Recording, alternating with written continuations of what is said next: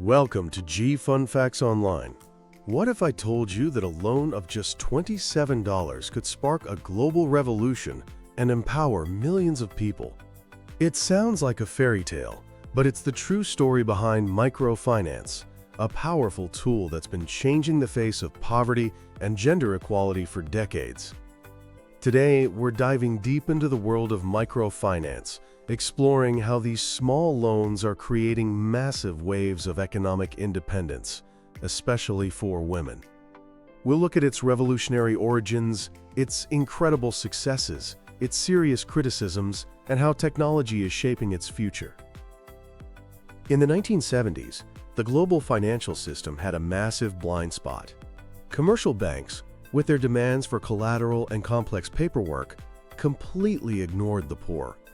If you were a woman running a small, informal business from your home, getting a loan was next to impossible. But two pioneers on opposite sides of India saw this not as a barrier, but as an opportunity. In Bangladesh, a professor named Muhammad Yunus witnessed the devastation of a famine in 1974. He saw local artisans trapped in a cycle of poverty, unable to secure even tiny loans to buy materials. In a simple act that would change the world, Yunus personally lent $27 to 42 families. The impact was profound. This small experiment grew into the Grameen Bank, founded in 1983. Today, an astonishing 97% of its borrowers are women.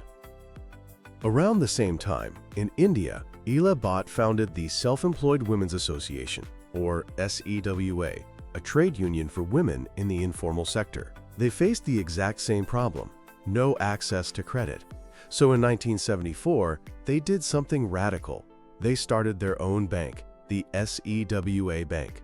Their motto was simple but powerful: "We may be poor, but we are so many." What these early projects discovered was revolutionary. Women, when given loans, had incredibly high repayment rates. This wasn't just good social policy, it was a sound business strategy. The success of Grameen Bank and SEWA Bank lit a fire, and the microfinance model spread across the globe. So how exactly does a small loan empower a woman? The process is much more complex than just loan in, profit out.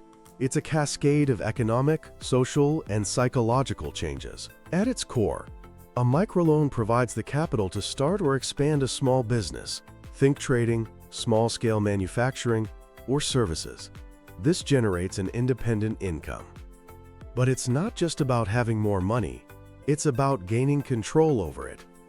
Studies show that when women control their own income, they are more likely to invest it in their family's health and their children's education, creating a ripple effect of well-being. This newfound economic contribution often shifts the power dynamics within the household. As a woman becomes a key earner, her status rises. She gains a greater say in family decisions, from daily purchases to major life choices. Many microfinance programs use a group lending model, where women form small groups to receive loans and guarantee each other's repayments. These regular meetings foster a powerful sense of solidarity and create a support network. This social capital can empower women to not only have a stronger voice in their homes, but also in their communities. Beyond the economics, the act of managing a loan, running a business, and contributing to the family income has a profound psychological effect. It builds self-esteem, confidence, and a sense of agency. The success stories are truly inspiring. Take Jacqueline Mukasiemayar from Rwanda. With an initial shared loan of just $100, she started a small sewing business with a borrowed machine. After several more loans, she now runs a thriving dressmaking business that employs 15 people full-time. In Bangladesh, Bina Rani Ghosh lost nearly everything in a flood. With a series of microloans from the organization BRAC, she started a curd business. It has now grown into a major enterprise with its own production machine. These stories show the incredible resilience and entrepreneurial spirit that a small amount of capital can unlock.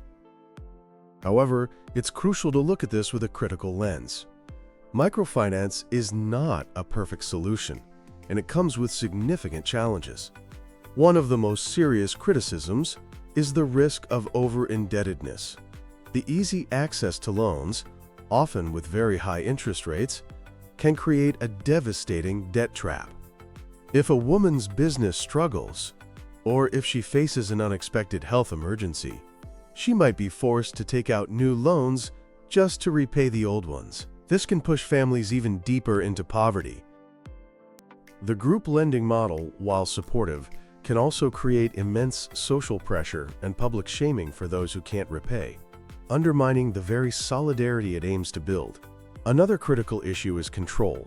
The assumption is that a loan given to a woman is controlled by her. But in many patriarchal societies, that's not the case. Husbands or other male relatives may take control of the funds, using them for their own purposes while leaving the woman with the sole burden of repayment. Then there's the issue of high interest rates.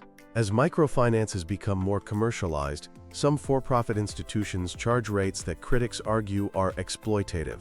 This raises a difficult question. Is the goal to alleviate poverty or to generate profit?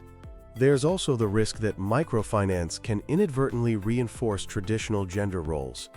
The focus on home-based businesses can confine women to the domestic sphere, adding the double burden of running a business on top of all their existing household and caregiving responsibilities. This growing list of criticisms has led to a consensus. Microfinance alone is not enough. To be truly transformative, it needs to be part of a more holistic approach, often called Microfinance Plus. This means combining loans with financial literacy training, business development services, health support, and programs that raise awareness about women's legal rights. As we look to the future, technology is completely rewriting the rules of the game. The rapid spread of mobile phones is revolutionizing the microfinance landscape. Digital financial services, like mobile money, are breaking down old barriers. Mobile banking can bring financial services directly to women in remote rural areas. A mobile money account can offer a woman a degree of privacy and control over her funds that was previously unimaginable, reducing the risk of her loan being taken by a male relative. Kenya's M-Pesa mobile money service is a famous example, shown to dramatically improve women's financial inclusion and economic resilience. But technology creates its own challenges. A significant digital divide persists. In many developing countries, women are less likely than men to own a mobile phone or have access to the internet. They often have lower levels of digital literacy, and in some communities, social norms restrict their use of technology. Closing this digital divide is the next great hurdle to ensuring the benefits of digital finance are shared equally. The COVID-19 pandemic hit women micro-entrepreneurs especially hard. Women-led businesses were often in sectors most affected by lockdowns, and school closures dramatically increased their unpaid care work. Yet, the crisis also highlighted the resilience of the sector. Many microfinance institutions responded by offering loan moratoria and restructuring payments.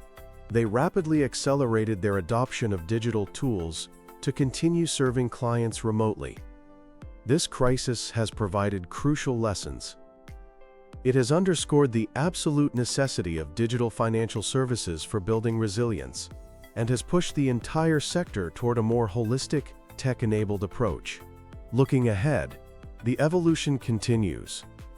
We're seeing the rise of green microfinance, which provides loans for environmentally friendly businesses, helping women build climate-resilient livelihoods in sectors like renewable energy and sustainable agriculture. There is also a renewed focus on social performance, with the industry developing better ways to measure its real impact on women's empowerment, moving beyond simple financial metrics. In conclusion, the journey of microfinance is a story of incredible potential and complex realities. It began as a radical idea that the poor were bankable, and it grew into a global movement that has given millions of women a foothold on the ladder of economic independence. But it is not a magic bullet. The criticisms of debt, control, and commercialization are vital reminders that this is a work in progress.